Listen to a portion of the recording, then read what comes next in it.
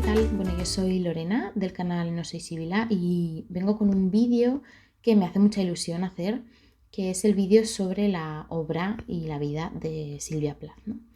Lo quería hacer en esta semana porque el día 27 de octubre sería su cumpleaños, ¿no? Se cumplirían 90 años de su nacimiento y me ha parecido pues una fecha importante para hacerle un homenaje, ¿no? Y hablar de su obra y de la gran poeta que fue, ¿no? Y bueno, voy a intentar que no me quede un vídeo muy largo, lo que pasa que he querido meter mucha información y no sé cómo de largo quedará. Si veo que es muy largo, pues lo parto en dos y ya os lo avisaré al final del vídeo o pondré aquí un aviso.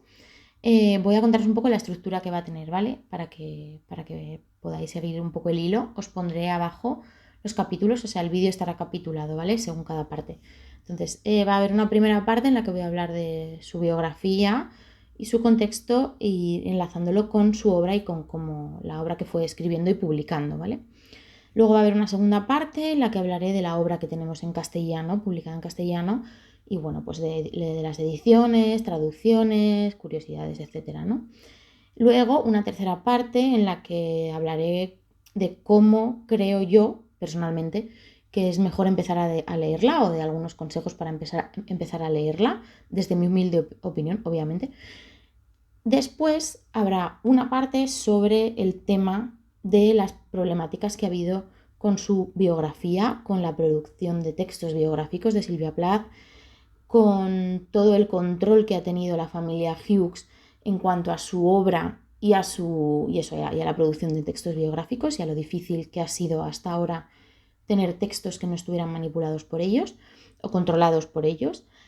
Y luego habrá una quinta parte en la que quiero hablar un poco más a fondo de La campana de cristal, de la obra de La campana de cristal en concreto, igual también un poco de Ariel, pero bueno, porque a mí La campana de cristal me parece una obra pues fundamental para muchas cosas, ¿no? Entonces nada, esa es mi intención. Vamos a ver qué tal, espero que os interese.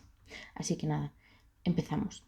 Lo primero que quería decir es que mi enfoque o mi manera de acercarme a este vídeo y a esta narración de la vida y obra de Silvia Plath, quiero que se aleje de la frecuente romantización que se hace de la obra y la vida de las mujeres, de aquellas mujeres escritoras, poetas, etcétera, que han terminado acabando con su vida, ¿no? Se tiende frecuentemente a hacer una imagen social, una estetización de este sufrimiento como motor de su obra. Y yo quiero que quede claro, ¿no? Que lo que tenemos, la obra de Plath que tenemos, esta es a pesar de su sufrimiento, no gracias a él.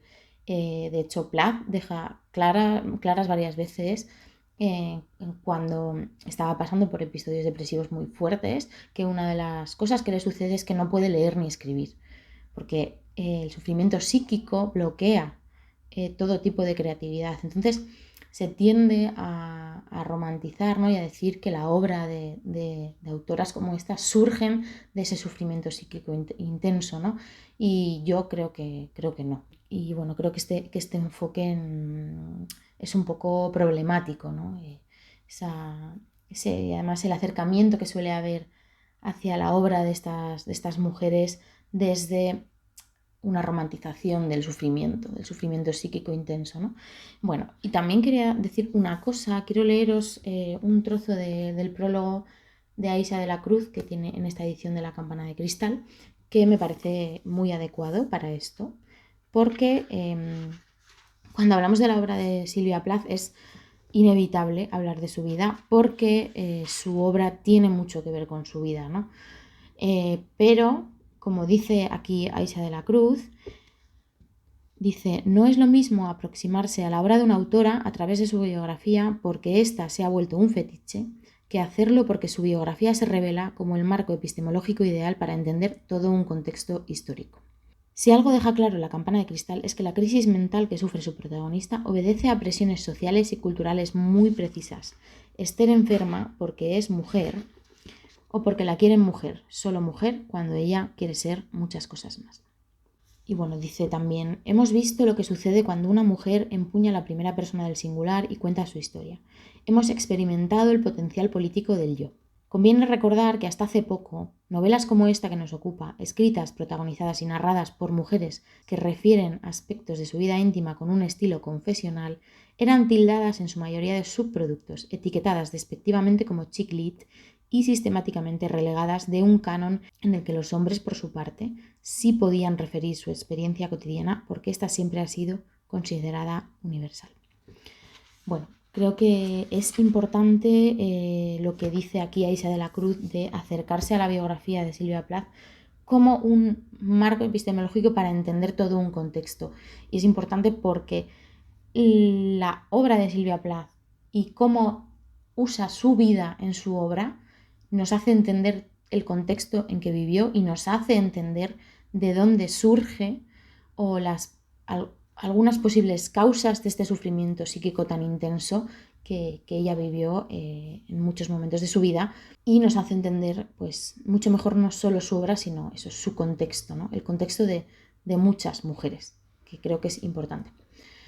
Y antes, ya por último, lo último antes de empezar con su biografía, quería también comentar muy brevemente cómo se ha hecho una imagen pública de Silvia Plath a partir de ciertas imágenes que se reproducen sin parar, como por ejemplo pueden ser las imágenes en las que ella está en la playa con un bikini blanco, sonriente, joven, pues no sé, a veces se usan de una forma un poco sexualizada, como mucha de su obra pues tiene, no sé, portadas rositas,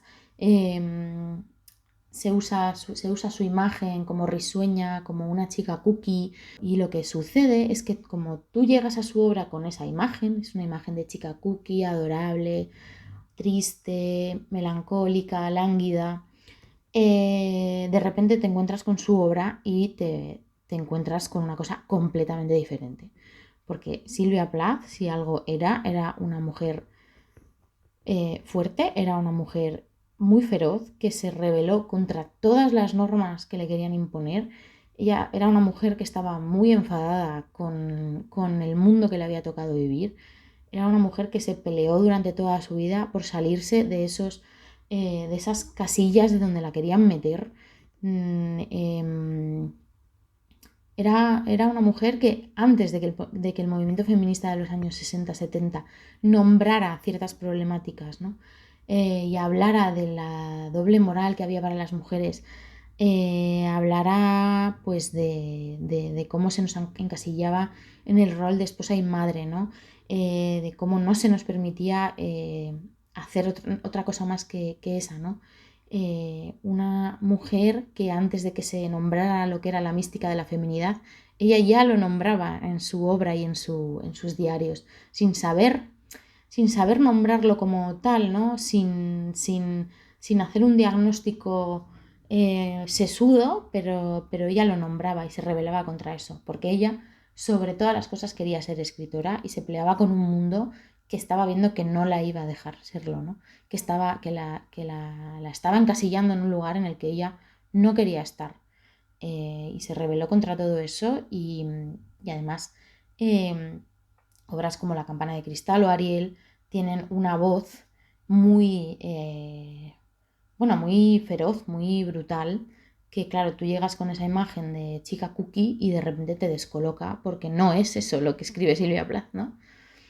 Entonces, bueno, quería como dejar esto claro antes de meternos en la biografía, ¿no? Y nada, pues vamos a empezar a hablar un poco de su biografía. Silvia Plath nace en Boston el 27 de octubre de 1932. Su padre es Otto Plath, un hombre de origen polaco, que era profesor en la Universidad de Boston. Y su madre, Aurelia Schober Plath, era pues una mujer bostoniana, pero de origen austriaco. Y Silvia pues tiene un hermano que es 2 años menor que ella, que se llama Warren Joseph Plath. Vale. Cuando Silvia tiene 8 años, en 1940, su padre se muere de una embolia pulmonar después de una larga enfermedad, y además después de muchos problemas porque su padre no quiso acudir a los médicos, no quería seguir un tratamiento y bueno, fue una muerte un poco traumática, ¿no? Y pues a partir de ahí Aurelia, la madre, se tiene que hacer cargo de sus hijos, de sacarles adelante. Se quedan en una situación familiar económica un poco precaria y bueno, pues Silvia y Warren pues estudian en diversas escuelas públicas gracias a varias becas, ¿no? Y Silvia desde muy pequeña se esfuerza muchísimo por ser muy buena estudiante, por sacar muy buenas notas. En todos sus años de estudiante desde el colegio siempre fue de las mejores de su clase. Era una chica inteligentísima y muy trabajadora, o sea, muy trabajadora. Y además escribe desde muy pequeña. El primer poema que envía a una revista lo envía a la corta edad de 8 años, ¿vale? Manda un poema a un periódico local. En el instituto también es codirectora del periódico. Bueno, ella escribe en toda su etapa escolar y de instituto, escribe relatos, escribe poemas y los envía a diversos concursos, revistas. Bueno, pues básicamente lo envía a todos los lugares donde ella piensa que le pueden publicar. O sea, lo que queda súper claro al ver la biografía de Silvia Plath es que ella desde muy pequeña quería ser escritora y peleaba por ello y hizo todo lo posible porque su obra llegara a sitios, ¿no? Como ya os digo, desde los 8 años y ya estuvo toda su vida enviando continuamente su obra a todos los sitios donde pudo, ¿no? Entonces, bueno, desde muy pequeña ella tiene cosas publicadas, pequeños poemas, pequeños relatos, en muy diversos sitios, ¿no? Y bueno, pues como os digo, se esforzaba muchísimo para sacar buenas notas, también para conservar las becas que tenía para estudiar, ¿no? Y esto es importante porque también hay una especie de imagen de Silvia Plath como de una chica como burguesa o de clase media, y no es cierto. La familia de Plath, pues bueno, quiero decir, no tenía una vida súper precaria, pero tampoco, no creo que llegara ni a ser clase media, ¿no? O sea, la familia de Plath pasó bastantes dificultades económicas durante a lo largo de su vida. La misma Plath, en su posterior matrimonio con Ted Hughes, también la preocupación por el dinero ha sido una constante también en su vida. Y eso también hace que ella sea una mujer que se esfuerza mucho por trabajar, porque su obra se vea, por eso, por sacar las mejores notas, por conseguir todas las becas posibles, etcétera, ¿no? Y creo que esta imagen de chica burguesa blanca estadounidense, bueno, no es muy exacta, la verdad. Bueno, pasamos del el cole y el instituto, en el que, como os digo, bueno, primera de su promoción, gana premios al final del instituto de la alumna más excelente. O sea, es que es una alumna, es que es una mujer trabajadorísima, de verdad. Y en el verano de 1950, ella, que es justo antes de que empiece a ir a la universidad, al Smith College, que ahora os contaré, ella empieza a escribir un diario de forma muy pormenorizada, ¿no?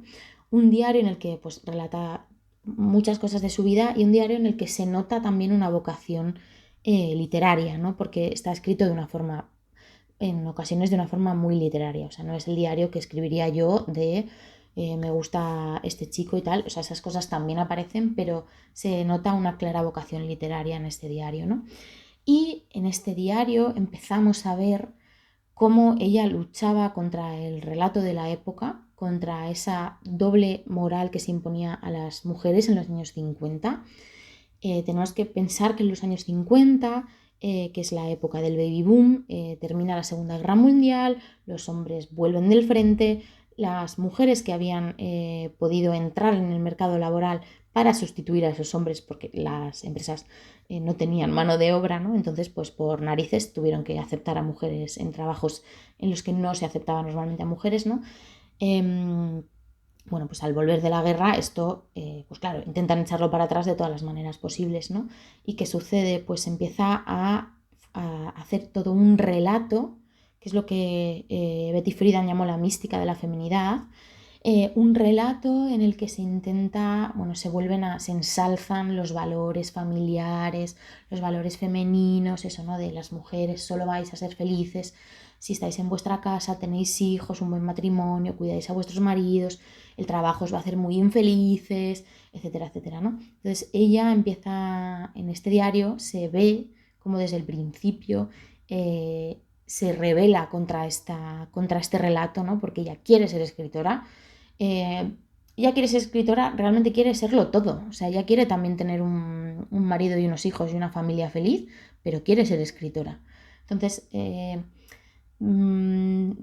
encuentra varias veces entre esa disyuntiva de por qué tengo que elegir, por qué tengo que elegir. Si además los hombres lo pueden tener todo, y por qué las mujeres no, ¿no? Entonces, se ve cómo intenta luchar contra la imposibilidad de ser, de serlo todo, ¿no? Y de cómo al ser una mujer brillante, tan brillante, cómo intenta encajar el rol de escritora con todo lo demás, ¿no? Y hay una cosa que, bueno, luego os iré enseñando las biografías, pero en esta hay una cosa que me pareció interesante.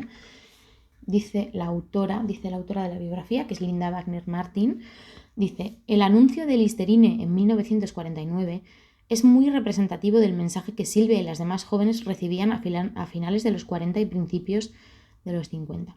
En el anuncio aparecían 3 jóvenes hermosas con el atuendo de graduadas. 2 de ellas lucían ostentosamente el anillo de prometidas.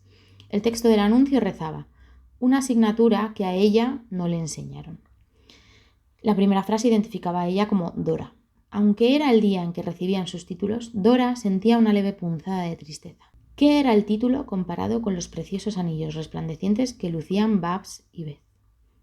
El mensaje era clarísimo. La única mujer feliz era la mujer casada. Y aquí también se aprecia una cosa importante, que es que las mujeres, en esta época, a las mujeres se las mandaba a la universidad o iban a la universidad para encontrar marido. O sea, digo el grueso del mensaje social, no digo que las mujeres en sí fueran a eso o todas las mujeres fueran a eso, ¿no? Digamos que se las mandaban a la universidad para encontrar un buen marido, ¿no? Digamos que el mensaje era que ellas tenían que estar bien educadas para poder educar bien a sus hijos. Entonces Plath no entendía nada, ¿no? Porque era como, es que yo no voy a la universidad para eso, o solo para eso. Yo voy a la universidad porque quiero ser escritora, ¿no? Entonces, bueno, aquí empieza un poco todo la ruptura tan grande que ella tiene con la sociedad de su momento, ¿no? Y, bueno, estaba hablando del diario. En agosto de 1950 publica un relato en la revista Seventeen, que esto ya la hace entrar en el Smith College con esta fama de la chica escritora, ¿no? Porque es como algo como importante. Y bueno, en septiembre de 1950 entra en el Smith College, que es una universidad femenina de mucho prestigio. También tenemos que recordar que en aquel momento las mujeres todavía no podían estudiar en Harvard o en otras universidades de la Ivy League porque no se aceptaban mujeres, ¿no? Entonces, bueno, pues ella entra en el Smith College, que es una de las universidades femeninas de mayor prestigio y están un poco al nivel de las universidades de la Ivy League, pero para mujeres, ¿no? Con lo que conlleva que sean para mujeres, ¿no? Con lo que conlleva ese tipo de... que la educación esté orientada para mujeres. Que ya ahí hay otro paso a romper, ¿no? Y bueno, Silvia Plath consigue estudiar en esta universidad gracias a varias becas. Tiene que trabajar durante los veranos, incluso hay un curso en el que le deniegan una de las becas y tiene que trabajar durante el curso. Y bueno, ella también tiene una benefactora que la apoya económicamente en algunos momentos y que vamos a ver también que aparece otras veces en su biografía, ¿no? Y bueno, pues en este momento ya vemos como ella, de esforzarse tantísimo, ya empezamos a ver como lo que ahora llamaríamos burnout, ¿no? Como empieza a aparecer un agotamiento, ¿no? De esforzarse tantísimo. Ya en la universidad sigue sacando excelentes notas, es de las mejores de su clase, ¿no? Y bueno, sus profesores de hecho muchas veces quedan muy impresionados. Es una chica que está muy, muy, muy, muy politizada, le importa muchísimo lo que sucede a su alrededor, y bueno, esto también se nota a veces en su escritura, ¿no? Entonces, creo que esa imagen que se nos ha vendido de Silvia Plath como una chica lánguida y como no sé cómo, se rompe cuando tú ves su biografía y su obra. No porque ser una chica lánguida esté mal, ¿no? Pero me refiero que hay mucho más en su obra y en su vida que eso, ¿no? Bueno, total, que me lío. En el periodo de la universidad, pues publica varios relatos en la revista Seventeen, en Mademoiselle, gana varios concursos y así sigue enviando su poesía, sus relatos y ensayos a todos los lados y gana muchísimas cosas.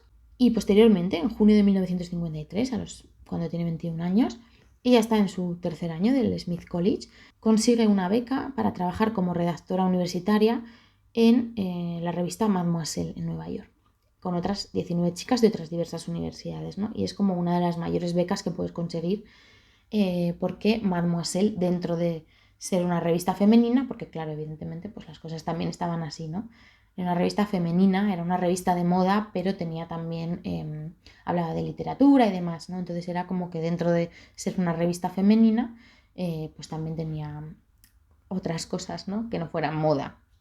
Entonces, bueno, ella se va a Nueva York durante un mes a trabajar en esta revista y bueno, ella cuando va allí espera poder entrevistar autores, autoras que son referentes, como Salinger, como Shirley Jackson, Irving Shaw, E.B. White. Bueno, pues ella está deseando entrevistar a otros autores, hablar de literatura, etcétera, ¿no? Y una vez allí se va dando cuenta de que la estancia allí no va a ser lo que ella cree, no pueden entrevistar a estos autores. Es verdad que sí que hace alguna entrevista literaria, pero se da cuenta de que el mundo de la moda, lo femenino, los roles que se esperan para las mujeres o la carrera profesional que se espera de las mujeres no es lo que ella quiere, ¿no? O sea, ella se da cuenta de que se va a encontrar con muchos muros, ¿no? O sea, todo esto de la beca, y es lo que os voy a contar después, es lo que ella cuenta posteriormente, 10 años después, en La Campana de Cristal.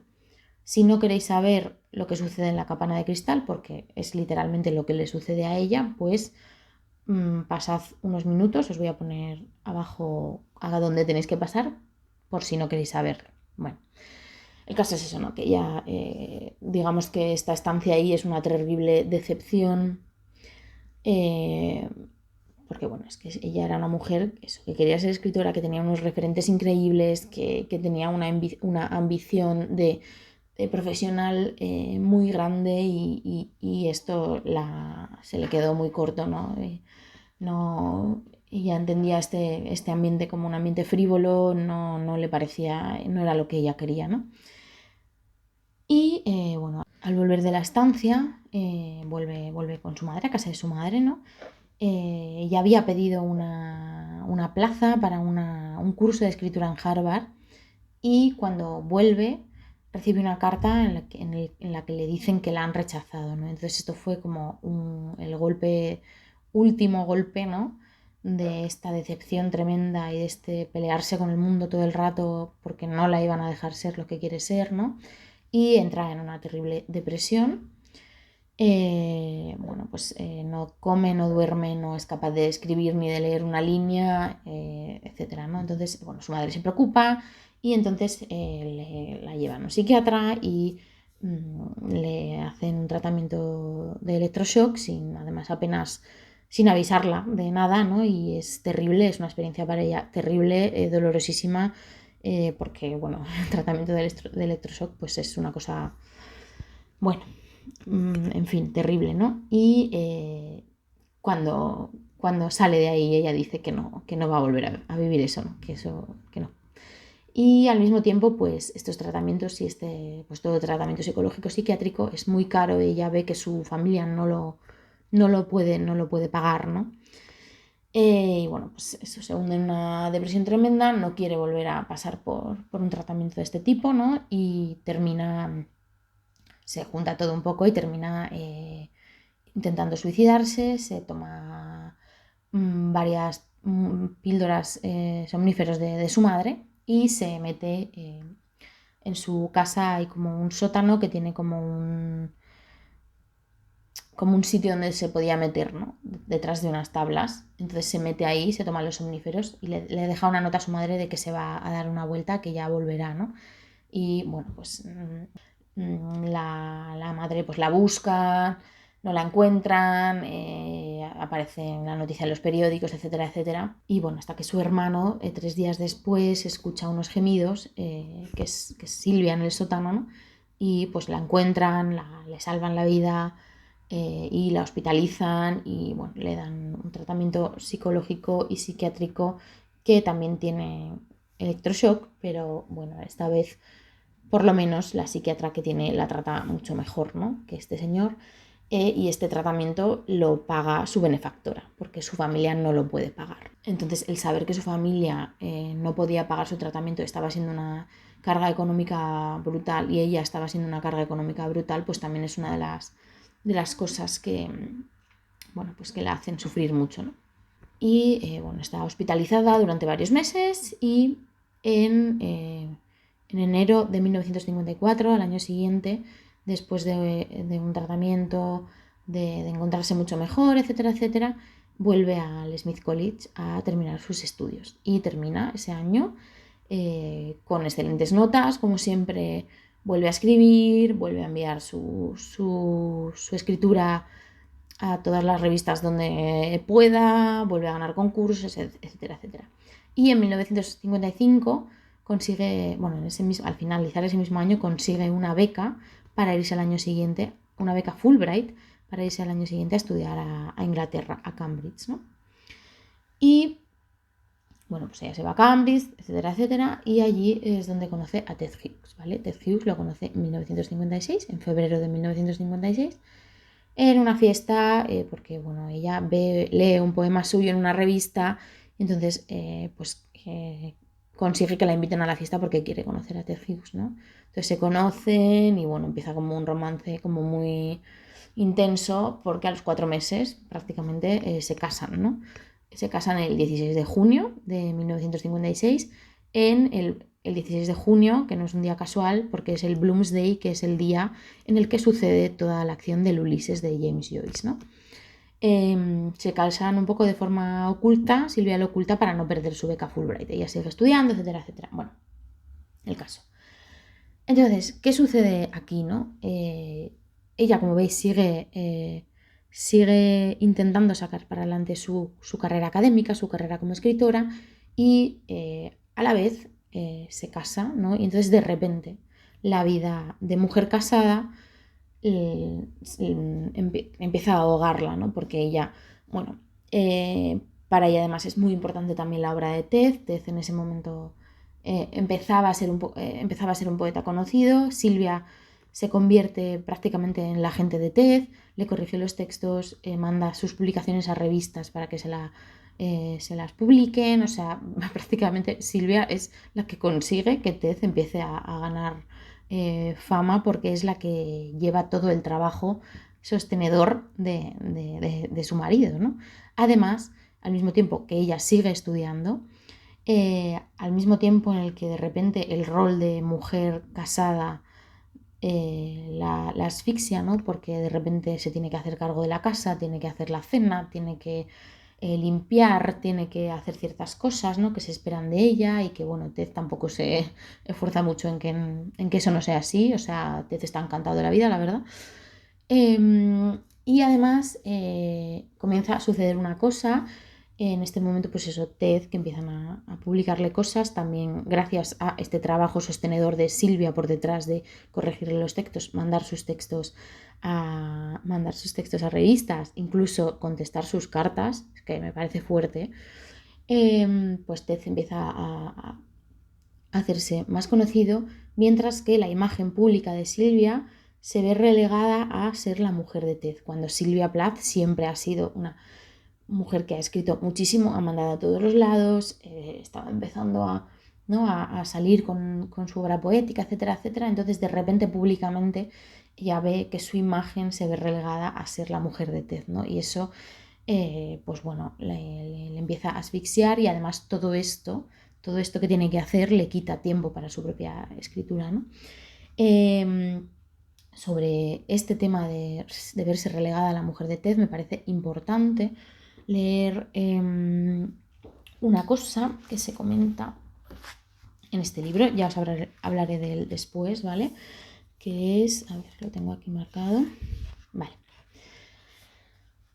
Esto es una cosa que comenta Al Álvarez, que era un crítico literario de ese momento, que empezó siendo amigo o sea, les conoció a los dos, bueno, se hizo mucho más amigo de Ted y acabó siendo también amigo de Plath, ¿no? Pero este crítico aceptó hacía varios meses de este momento que os cuento, ¿no?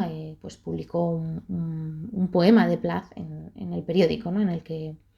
Periódico o revista, no lo sé, en el que escribía, ¿no? Y al conocer al matrimonio, ¿no? A Ted y a Plath, él no se da cuenta, no sabe que Plath es esta escritora, ¿no? Entonces dice lo siguiente, bueno, habla de Ted acababa de aparecer el segundo libro de poemas de Hughes, Álvarez lo consideraba el mejor libro de un poeta joven que he leído desde que empezó a trabajar en el Observer, y dice, en contraste, Plath solo era una ama de casa trivial, una norteamericana activa, brillante, pulcra, competente, como una joven de un anuncio de cocinas. Bueno, Álvarez no se fijó demasiado en ella entonces.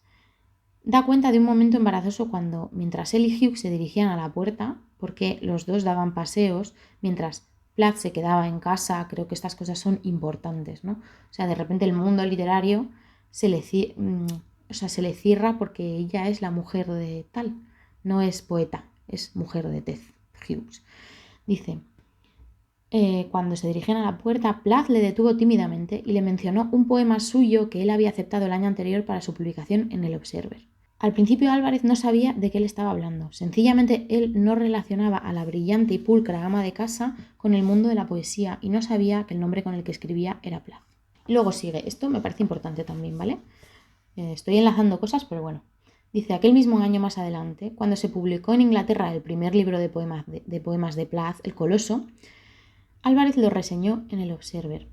Parecía corresponderse con la imagen que yo tenía de ella, serio, dotado, contenido y todavía parcialmente bajo la impotente sombra de su marido. Daba la sensación de que por debajo de la mayor parte de los poemas había unos recursos y perturbaciones todavía no revelados. Vale. Y enlazo este tema de la imagen, de cómo de repente ella se ve relegada a este lugar de la mujer de y no la poeta, ¿no? Y enlazo también con el tema de este comentario de Al Álvarez de bueno, que sus poemas eran todavía pulcros, estaban a la sombra de su marido, no sé qué, no sé cuánto, ¿no?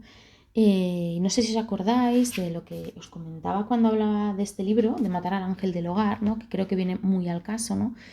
De cómo de repente que la imagen pública que había de Silvia Plath fuera como la mujer de Ted, el gran poeta, de repente hacía que la crítica hacia su escritura estuviera pasada por este filtro de la feminidad, de es que como esta es la mujer de ama de casa, no sé cuánto, su poesía es no sé cómo, ¿no?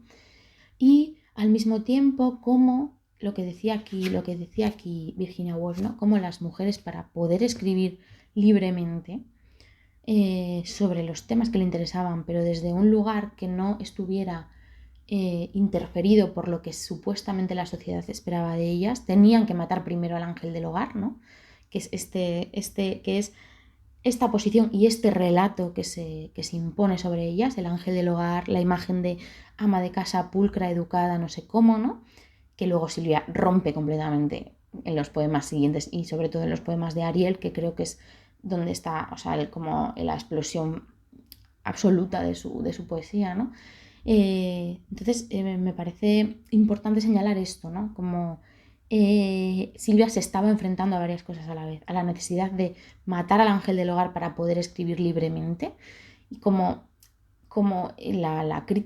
cómo la crítica se enfrentaba a su obra, porque claro, a la crítica le parece mal si tú no matas al ángel del hogar, ¿no? Le parece mal porque estás a la sombra de tu marido, porque tus poemas son pulcros, porque son educados como la ama de casa estadounidense, pero también le parece mal si lo matas, porque de repente cuando tú escribes poemas como los poemas de Ariel, de repente eres demasiado rebelde y desagradable, ¿no?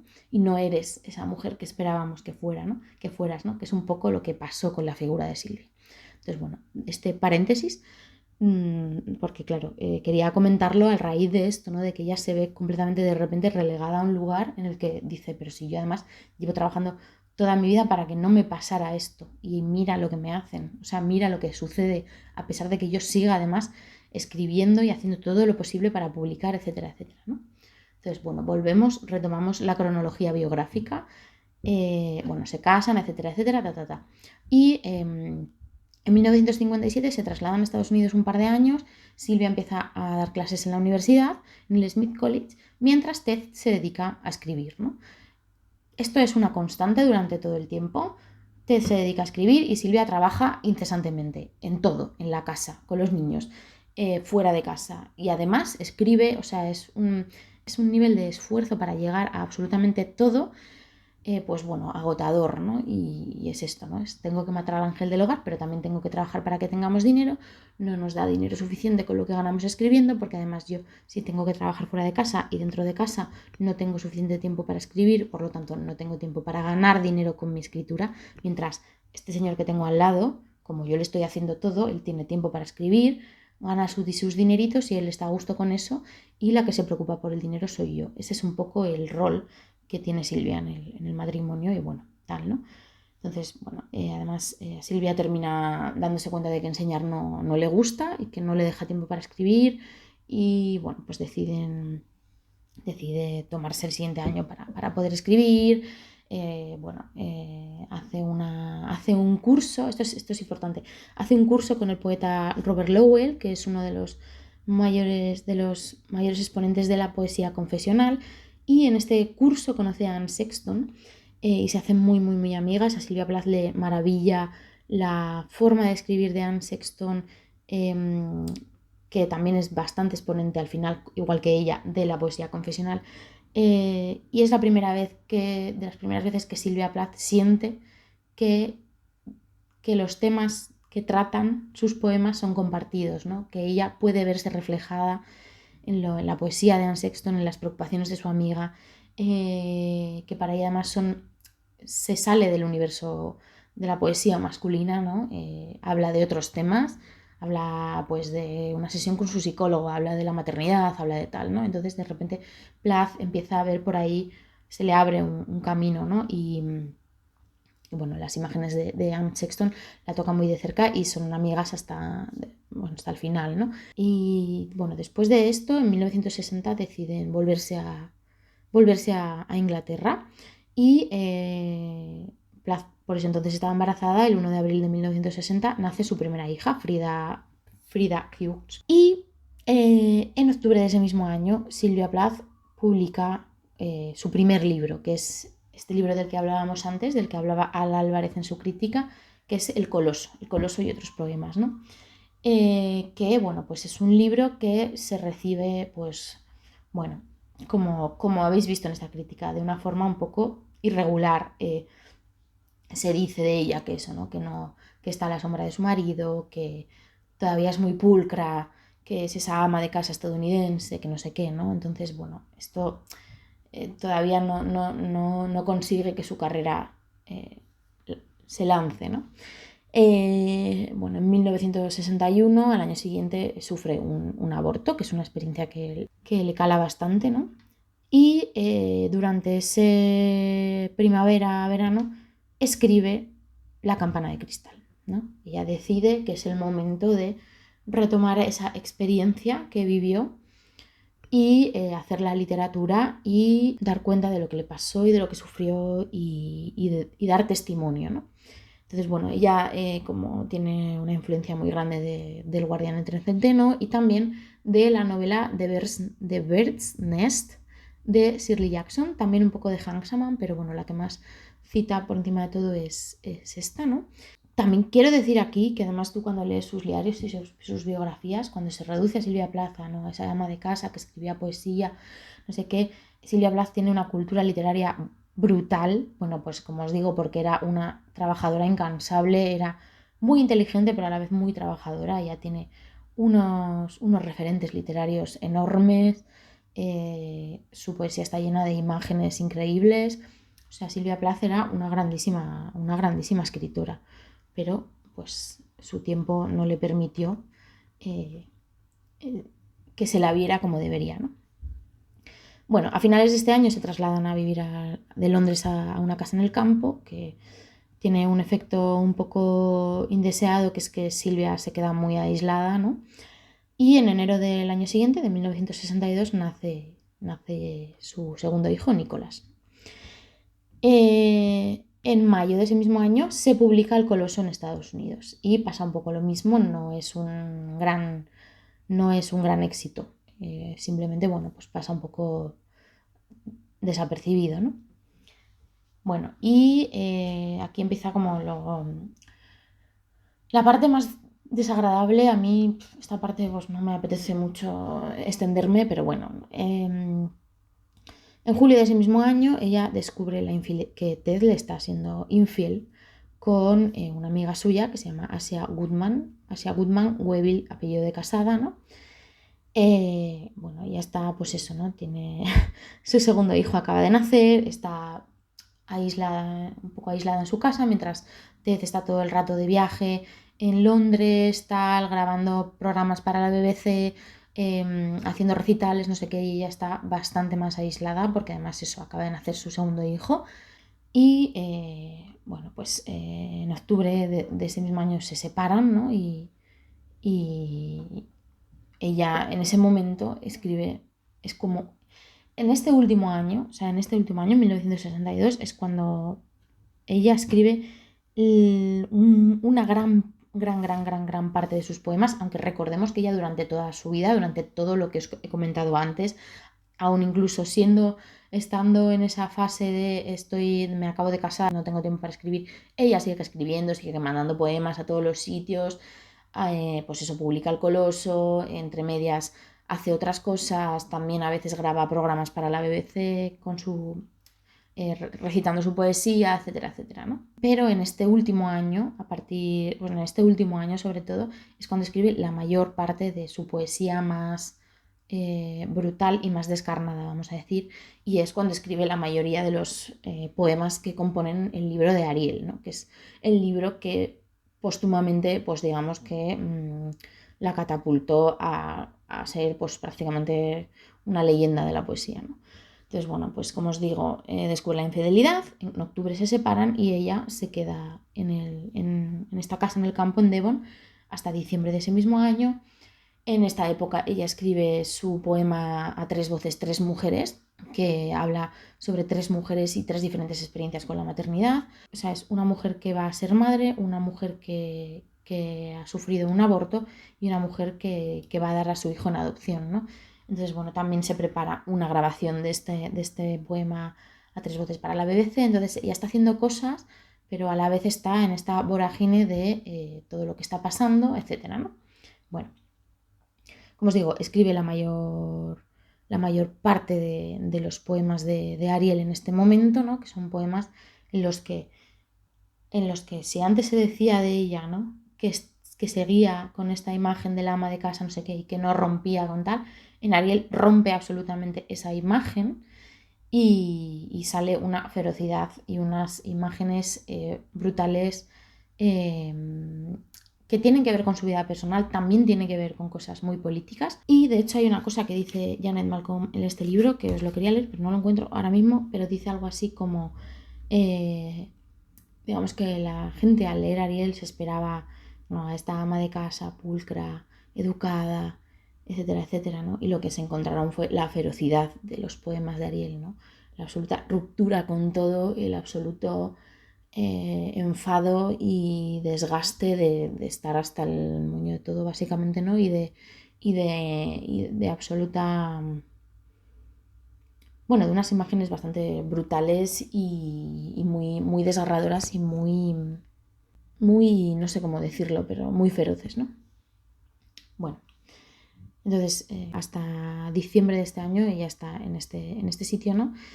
Y decide volver a mudarse a Londres para volver a tener oportunidades laborales, para poder contactar con agentes, con pues tener oportunidades de escribir, de publicar, de hacer cosas, ¿no? Porque ella allí estaba un poco aislada, ¿no?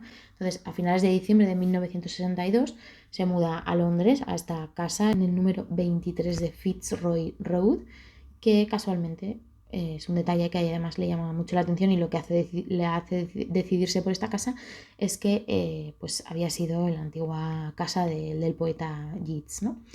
Bueno, ¿qué sucede aquí, no? Ella pues va a Londres con la intención de poder volver a relacionarse con gente, de tener a sus amigos cerca, etcétera, ¿no?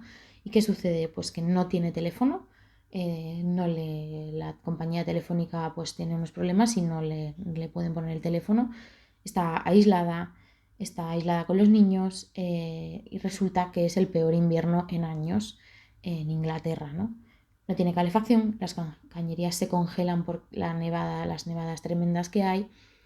En diciembre no tiene apenas contacto con nadie porque la gente está celebrando Navidad con sus familias y ella no tiene mucha gente con la que relacionarse. No tener teléfono la aísla completamente de poder tener los contactos laborales que necesita, ¿no? para seguir adelante con su carrera, ¿no? Y os quiero leer un texto sobre este tema que es muy esclarecedor de, Clara Timonel. Os lo dejaré abajo entero, ¿vale? Porque es muy, muy esclarecedor. Aquí nos acercamos evidentemente ya al final de su vida, ¿no? Entonces vamos a hablar de esto, ¿no? Y dice, el texto se llama Sobre las poetas muertas. Y dice: es de sobra conocido que Sylvia Plath murió metiendo la cabeza en un horno de gas. No es tan conocido que sucedió durante una ola de frío. Las tuberías de su piso, que había alquilado 3 meses antes con gran entusiasmo, previamente residencia de Yeats, se congelaron para luego reventar. Los apagones se sucedían y era prácticamente imposible encontrar velas en la ciudad. Sus 2 hijos se enfermaron con rapidez. Madre soltera viviendo en el país de su exmarido tras un divorcio humillante. Sylvia, trabajadora incesante, enferma crónica de depresión, estaba ya en una situación crítica. La mayor dificultad, dice Sylvia, es que Ted Hughes está en lo más alto de su carrera ahora mismo. Le escribió a su madre Aurelia el octubre anterior. Y toda la gente que podría darme trabajo son amigos suyos. En su correspondencia, su madre le ofrecía la posibilidad de volver a los Estados Unidos. Ella se negaba. No quería mudarse con sus hijos, ni alejarles de su padre y darle excusas a este para no pagar su manutención, y sentía que su carrera estaba despegando. Pero además tenía algo en Reino Unido que no podía permitirse en Estados Unidos: atención sanitaria.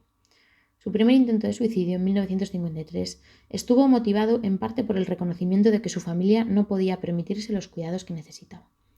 Cualquier tipo de tratamiento era caro, los ingresos eran prohibitivos. Fue Olive Higgins Prouty, su benefactora, quien pagó su estancia en un hospital psiquiátrico en aquella ocasión. En Reino Unido, su matrimonio con un ciudadano les garantizaba a ella y a sus hijos cobertura sanitaria completa.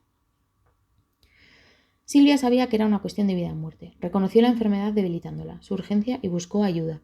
Su nuevo piso, además por la brillante placa azul que recordaba que Yeats había vivido allí, le resultó atractivo porque la situaba cerca de su médico de cabecera, John Horder. En las semanas previas a su muerte, Horder la visitó diariamente, le prescribió un antidepresivo, medicina modernísima por aquel entonces, y trató de encontrar una cama para ingresarla. En plena ola de frío, los hospitales estaban colapsados.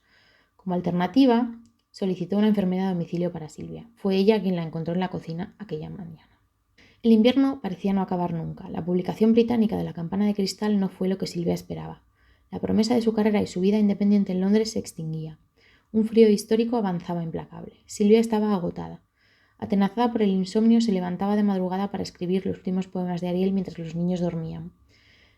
Perdió 15 kilos. En la última carta a su madre insistió: no podría permitirme vivir en América. Aquí dispongo de los mejores médicos sin cargo y con los niños es una bendición. Sencillamente tendré que luchar para poder permanecer aquí sola. Tal vez nos resulta más fácil mirar la experiencia de una mujer desesperada ya en su muerte, lavar su angustia en la piedra del heroísmo, obviar su desarraigo para no tener que reconocer el nuestro propio, mitificar su historia y su obra en un martirio, la voluntad de morir en relación pura con su desenlace. Y así no hay que mirar el abandono institucional criminal, las violencias íntimas y domésticas, el fracaso social ante el dolor ajeno, la discriminación sistemática a ciertas personas, la voluntad de vivir que también existe. Perdura Silvia Plath y perdura lo que la mató. Perdura Alejandra Pizarnik y perdura lo que la mató. Si su muerte fue una decisión individual, si su suicidio algo romántico y rebelde, no hay más causas, no hay más responsabilidades. Bueno, sigue, pero creo que esto es lo importante, ¿no? Las causas estructurales de lo que le sucedió, porque al final esta individualización, ¿no? Y este relato como heroico, mítico, etcétera, ¿no? Del sufrimiento de Plath, lo que hace es no mirar a las causas estructurales, ¿no? Que en este caso son muchas.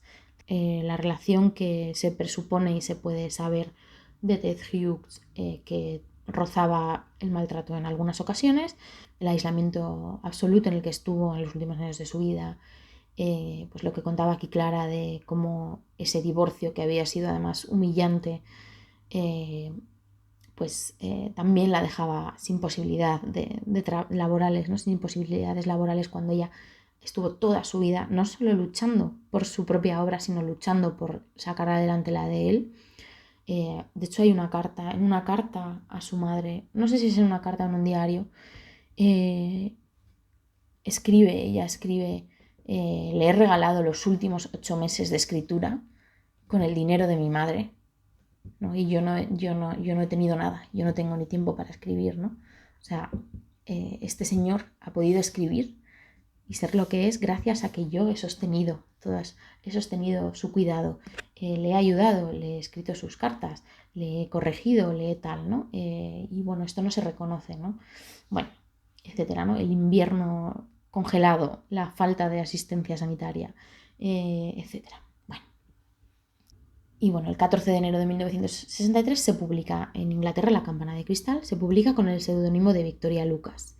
Se publica con este seudónimo por varias cosas. Uno, porque bueno, es una obra basada en hechos reales, ¿no? Y no quería, digamos, tampoco ofender a nadie, ¿no? Porque es verdad que hay varias personas que en el libro no salen muy bien retratadas, ¿no? Y lo segundo es porque ya temía que la publicación de esa novela perjudicará su obra como poeta, ¿no? Su carrera como poeta. Las críticas de la novela son favorables, no tanto como ella esperaba, ¿no? Y además ella manda el manuscrito a varias editoriales en Estados Unidos y todas las editoriales lo rechazan, ¿no? Entonces, digamos que es como el último rechazo, ¿no? que ella tiene. Ella en estos meses, en esta ola de frío, en toda esta situación estructural que está viviendo, en este divorcio, ella está con los niños, Ted está haciendo sus cosas, etcétera, ¿no? En toda esta situación, bueno, ella sigue escribiendo poemas, escribe poemas hasta 4 días antes de terminar con su vida y deja el manuscrito de Ariel completamente terminado, con un orden determinado, etcétera, etcétera, ella lo deja terminado, ¿no?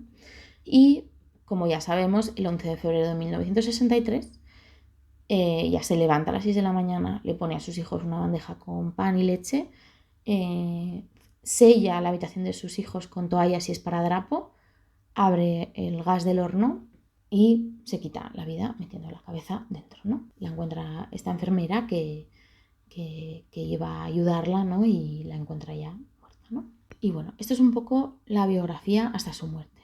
¿Qué sucede? Que después de su muerte pasan muchas cosas, ¿no? Y esto es, digamos, lo que contribuye a generar un relato X, ¿no? Que tiene sus cosillas, ¿no? ¿Qué sucede? Vale. La primera cosa que sucede es que al Silvia no dejar testamento y al no estar separada de Ted legalmente, ¿no?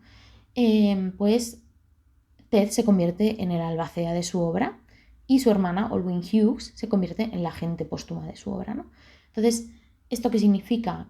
Que Ted y Olwyn Hughes controlan la publicación y la producción biográfica de Silvia Plath y de su obra, ¿no?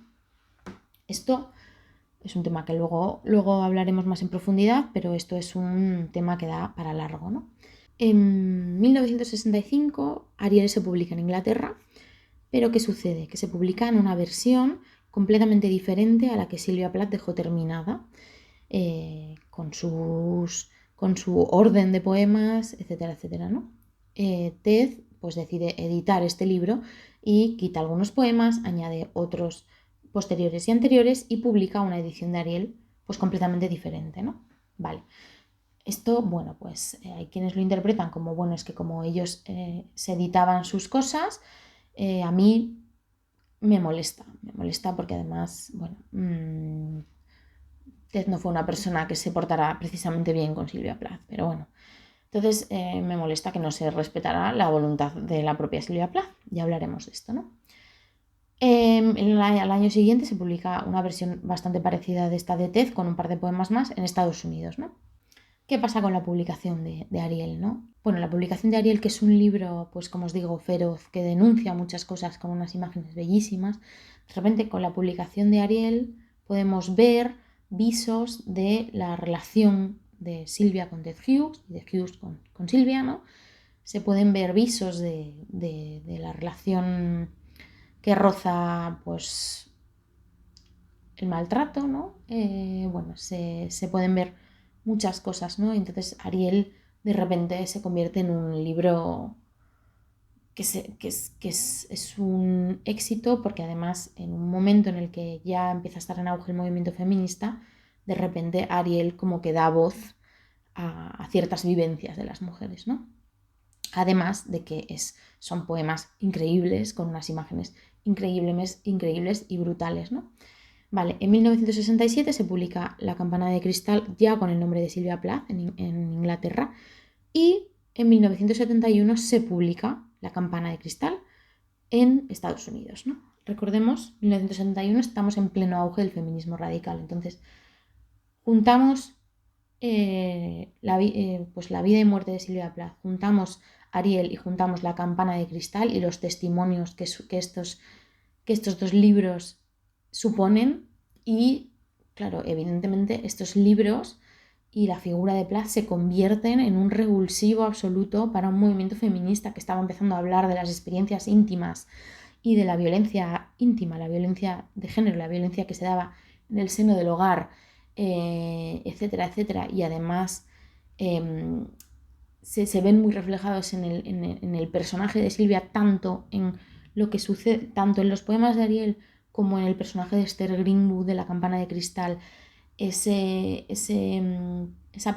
mujer que sufre porque no le gusta, porque se revela frente al rol que le han puesto encima, ¿no? La sociedad. Y además, en este momento en el que se empieza a hablar, pues eso, de experiencias de violencia íntima en el seno del hogar, también se empieza a hablar de lo que suponen pues, cosas como la depresión, etcétera, etcétera, ¿no? De cómo además, de la salud mental de las mujeres, del trato de las mujeres dentro de las instituciones de salud mental, de cómo este sistema machista, patriarcal, etcétera, enferma a las mujeres, ¿no? Entonces, bueno, digamos que fue pues la publicación de La campana de cristal en Estados Unidos y junto con Ariel pues fue un revulsivo brutal para que se cogieran estas experiencias y se abrazaran como ejemplos como testimonios de lo que el feminismo en ese momento estaba intentando reivindicar, ¿no?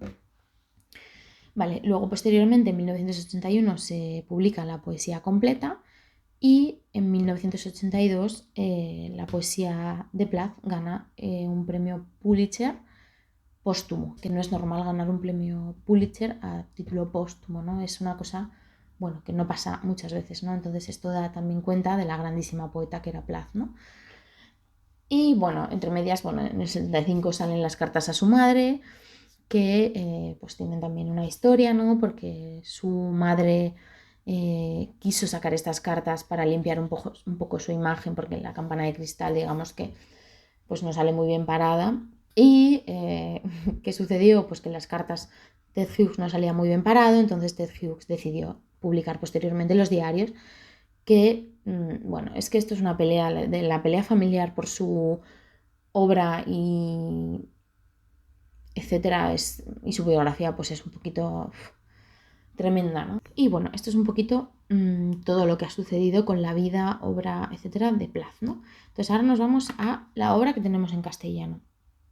Vale, en castellano lo voy a poner más o menos por orden cronológico de las cosas que son, ¿no? En castellano tenemos este relato, Mary Ventura y el noveno reino, de 1952, que tenemos eso en esta edición de Random House, traducido por Eugenia Vázquez Macarino, y que tiene un epílogo de Mariana Enríquez. Y este es un relato que a mí me parece muy interesante porque creo que se ve muy bien el tema de la depresión, que ella ya pensaba en ello porque la sufría, ¿no?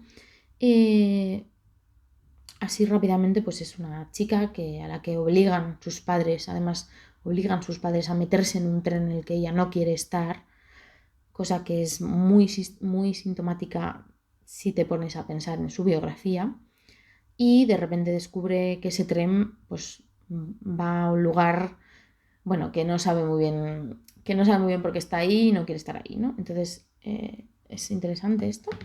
Luego tenemos La campana de cristal, que se publicó originalmente en 1963, etcétera, etcétera, ¿no? En castellano tenemos una edición de Edasa, que os la pondré por aquí, que tiene una traducción un poco, mala.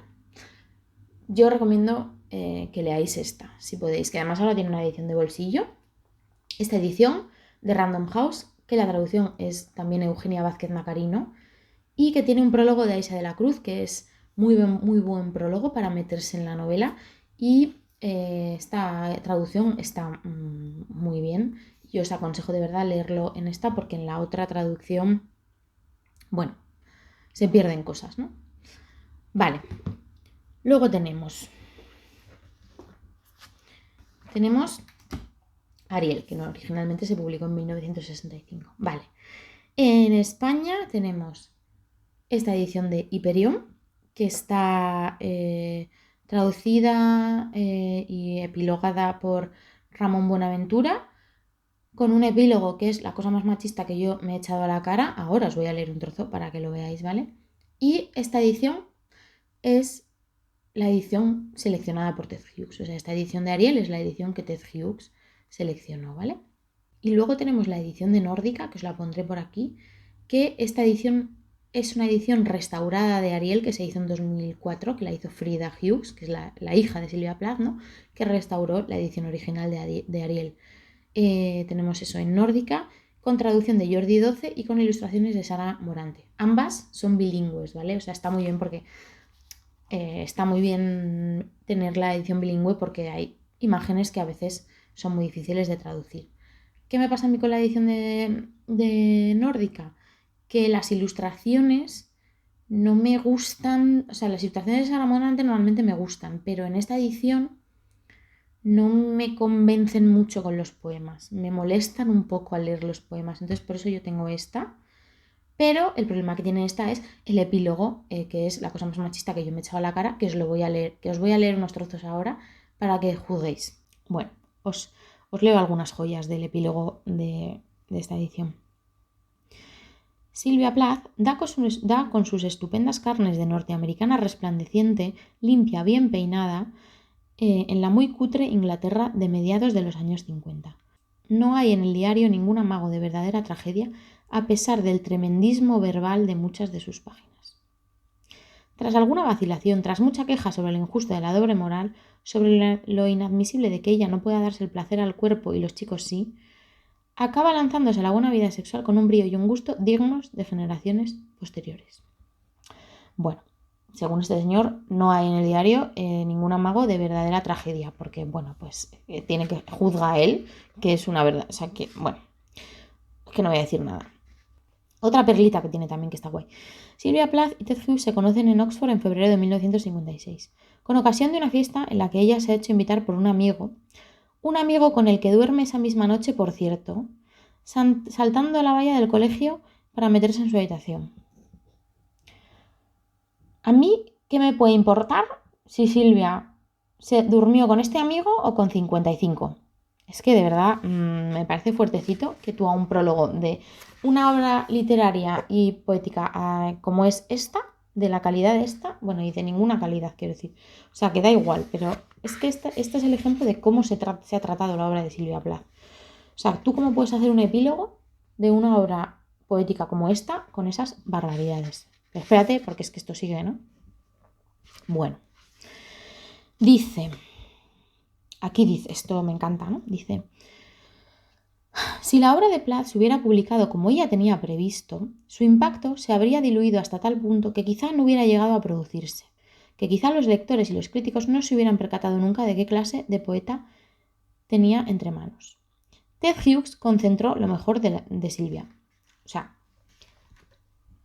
claro, este señor ha editado la edición de Hughes, pues tendrá que defenderla de alguna manera, pero ahora está guay, ¿no? Porque es Ted Hughes el que ha sacado lo mejor de Silvia, ¿no?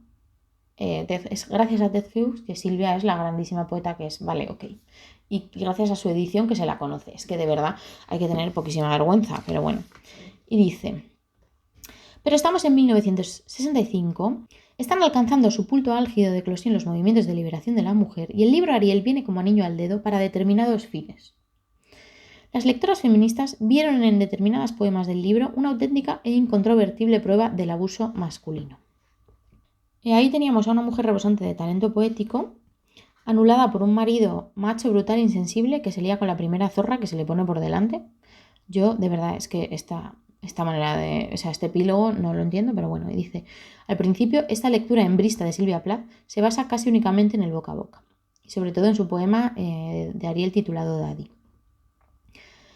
Es que, de verdad, las lectoras más exaltadas lo tomaron al pie de la letra, sin descontar los ingredientes de ficción que probablemente contiene toda la poesía de Silvia Plath. Bueno, esto es una cosa de la que quería hablar, porque si bien es evidente que la poesía de Silvia Plath pues abunda en lo poético, en imágenes que pueden tener algo de ficción, este mecanismo de decir, bueno, no, es que Plath estaba hablando por un personaje, era un personaje el que creaba, ¿no? De dejar de lado lo que eso puede tener de testimonio, ¿no? Para defender a tu amigo Ted Hughes o lo que sea, ¿no? Porque, bueno, este señor, no sé, qué intereses tiene en que, bueno, en fin, las hembristas, ¿no? Como este desechar todo el contenido biográfico, autobiográfico de su obra, porque, bueno, no le parece bien la lectura que se ha hecho, ¿no? En fin, y termina con esto que yo ya dije, no lanzo el libro porque por la ventana, pues no sé por qué, pero bueno, dice, digamos casi entre paréntesis, que otra de las consecuencias inmediatas de la versión completa de los diarios de Silvia ha consistido en hacer posible un pormenorizado estudio de sus estados de ánimo comparándolos con los periodos menstruales de la autora. ¿Vale? O sea, atención. Así se ha retomado una tesis de 1982 que decía, Silvia era un caso patológico fortísimo del llamado síndrome premenstrual, hasta el punto de que sus peores ataques de celos, sus más profundas depresiones y sus suicidios son hechos que se producen todos en momentos de depresión mensual.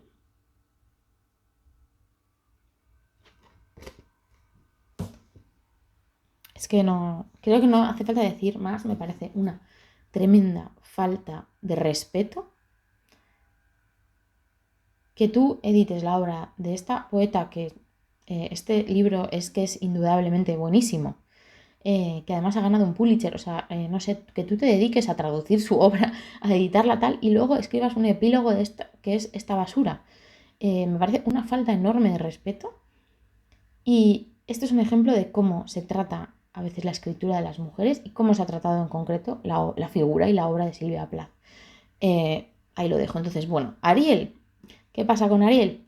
Pues que en español tenemos esto, entonces aquí te tienes que tragar la versión de Ted Hughes y un epílogo, pues en fin, y en la de Nórdica, pues yo las ilustraciones, la verdad, me gustaría poder tener la versión restaurada de Frida en una edición bilingüe, normal, sin ilustraciones y más sobria, porque creo que los poemas no necesitan más o que incluso más les molestan, ¿no? Pero bueno, vale, retomo, de verdad.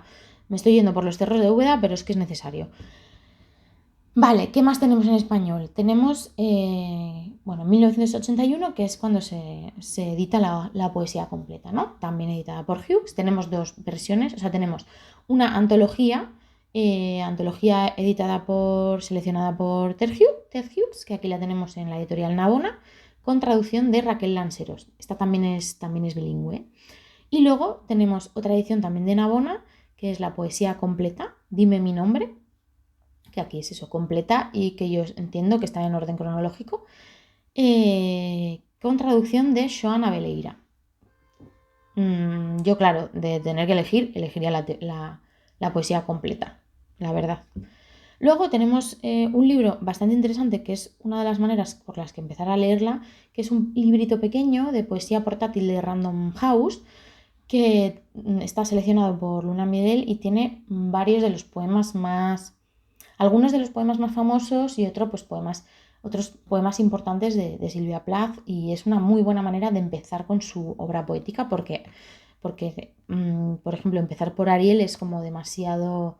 hay muchas imágenes y creo que tienes que saber mucho sobre a lo mejor su contexto para entrar, ¿no? Entonces este es un buen lugar para entrar.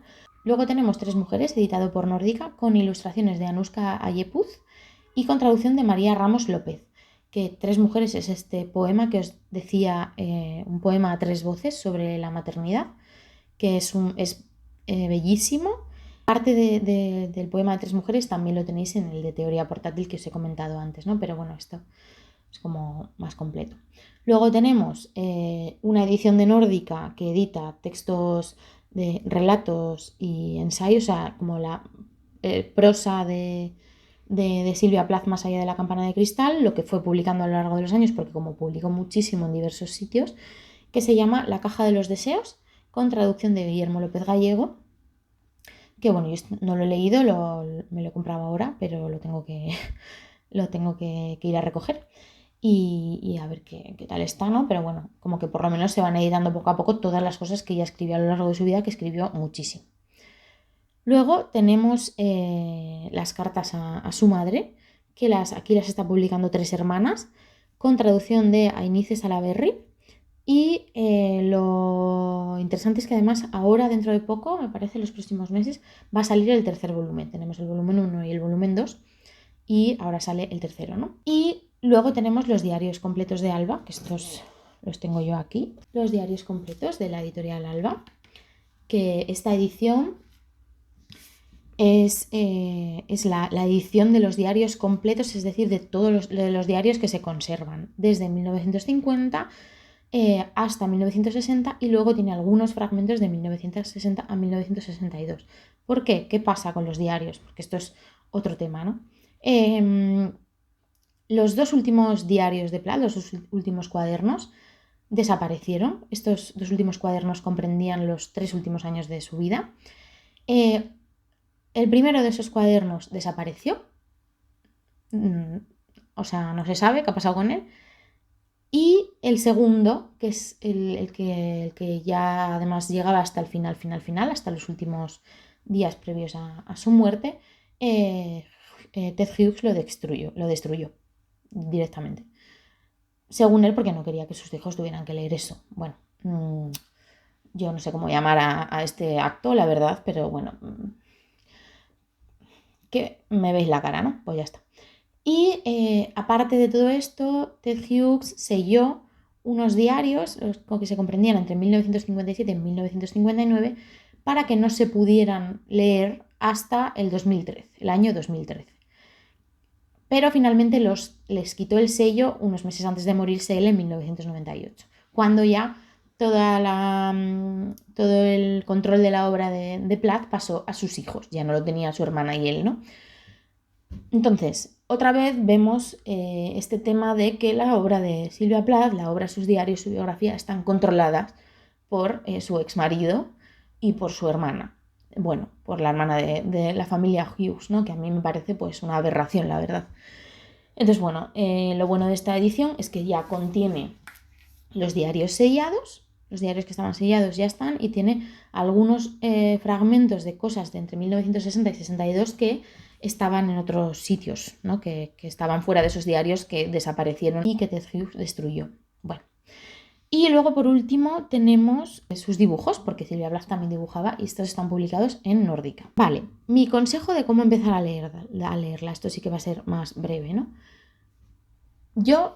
Mi consejo para leer a cualquier autora y autor es empezar a leerla siempre por sus propias palabras. Porque además, en el caso de Sylvia Plath, la producción biográfica está tan absolutamente llena de controversia que teniendo además sus propios diarios y sus propias cartas, pues creo que es la mejor manera empezar por ahí, ¿no? Pero bueno, habría que empezar a leer su propia obra y luego ya si nos queremos meter en mundos biográficos, pues tal, ¿no? Entonces lo que yo haría es empezar a leerla ahora.